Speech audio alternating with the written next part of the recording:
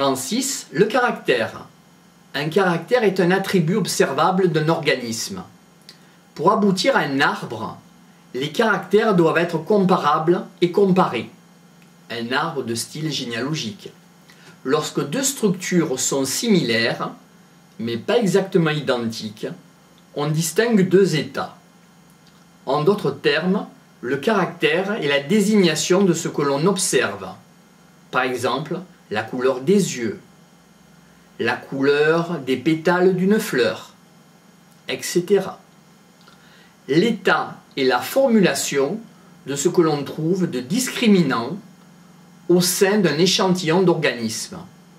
Si l'on se place maintenant dans une optique comparative, un caractère est donc une structure identifiée comme similaire dans deux ou plusieurs organismes.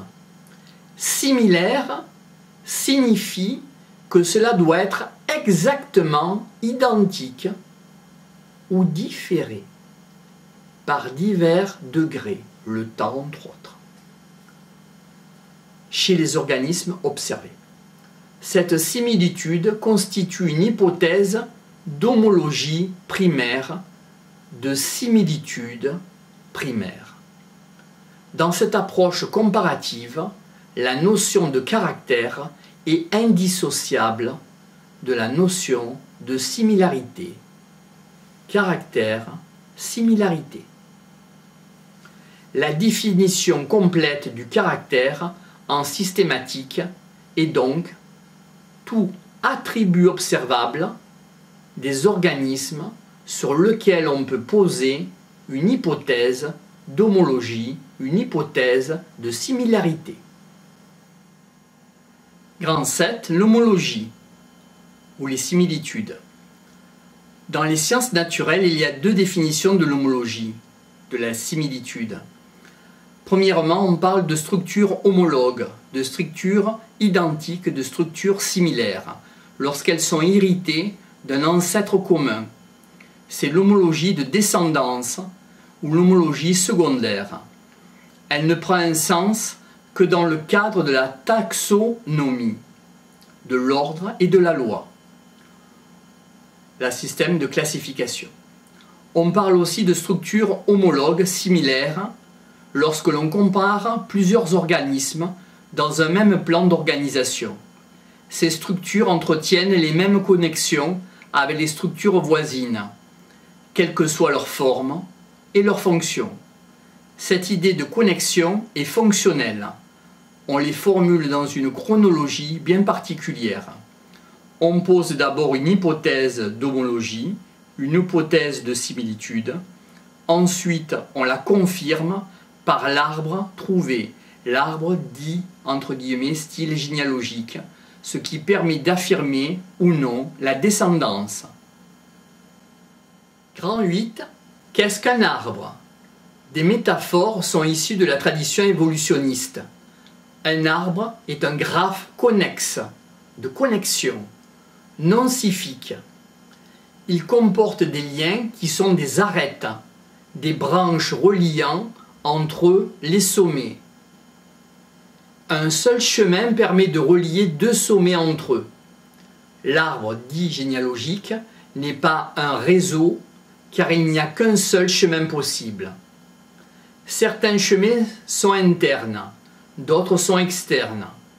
Le sommet interne est la rencontre de trois liens appelés des nœuds. Les sommets externes sont des feuilles. Les méas internes sont aussi appelés segments internodaux. Les liens externes s'appellent des branches terminales. Il existe différents types d'arbres de style généalogique, entre guillemets. Un arbre correspond à un point de rencontre.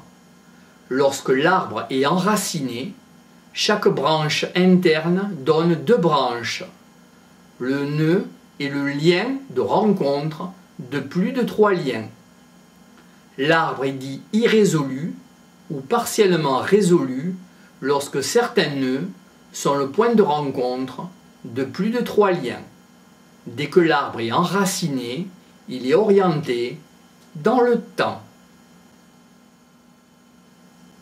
Pour établir un arbre, on peut partir d'un arbre non enraciné. On peut enraciner l'arbre sur la racine A, mais aussi sur B, C ou D. On peut enfin le présenter avec une racine au milieu. On essaie de faire ce travail lorsque l'on classe. On trouve la solution pour arriver à un arbre enraciné. Chaque nœud est formé par la réunion de 3 liens. Une méthode consiste à rechercher l'ancêtre commun et tous ses descendants. À partir de systèmes de recherche, on bénéficie maintenant des progrès de la microbiologie et l'on s'intéresse à l'aspect moléculaire, en particulier l'aspect génétique. Le but est de nous montrer les bases.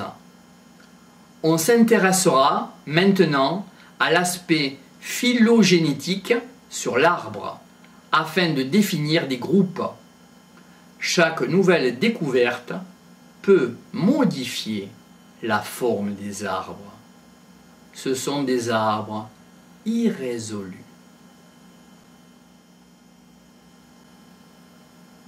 Grand 9, hominisation, le fait de devenir homme ou être humain, l'acquisition de la bipédie. L'homme, l'être humain, est intelligent car il a une main. Son membre antérieur libère d'une certaine manière sa fonction purement locomotrice. Le singe, par exemple, est tout à fait capable de saisir des objets avec son membre antérieur. La seule différence entre les humains et les homonidés est l'acquisition par les homonidés de la pince polycidigitale. On peut opposer le bulbe à bulbe, le pouce et l'index. L'acquisition de la bipédie comporte un certain nombre de modifications. L'évolution se fait dans un milieu spécifique. Les hommes, êtres humains, peuvent se tenir debout, avec un alignement dans le front frontal à peu près correct, alors que les singes possèdent toujours un degré de flexion sur les membres inférieurs. On constate que la flexion de l'articulation intermédiaire ne s'effectue pas dans le même sens. Par exemple, chez le quadrupède et chez le bipède, l'articulation fléchit en arrière. Les 4 membres des quadrupèdes ont leur articulation dirigée vers l'arrière, entre autres les chevaux. Ce serait dû à la conjonction de 2 phénomènes. Si on essaye de suivre les bords de la diaphyse humérale avec le doigt, de l'humérus, de haut en bas, on a l'impression que cette diaphyse est torsadée.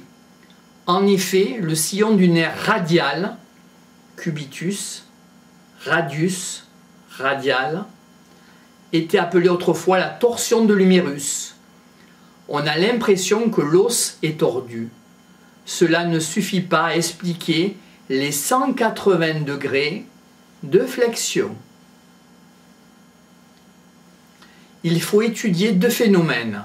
Frontalisation de la scapula, de l'omoplate, et torsion à 90 degrés de l'humérus. Torsion.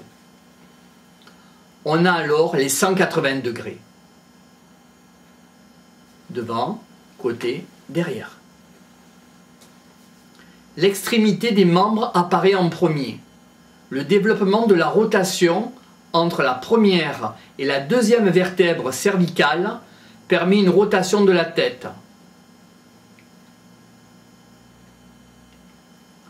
Entre autres, l'avancée du foramen magnum entraîne automatiquement l'augmentation de la région postérieure. On voit rarement les quadrupèdes assis. Les hommes ont des muscles fessiers. Avec la graisse, ils sont de bons coussins confortables. Les singes n'ont pas de fessiers développés comme les nôtres. Ça leur fait mal de rester assis.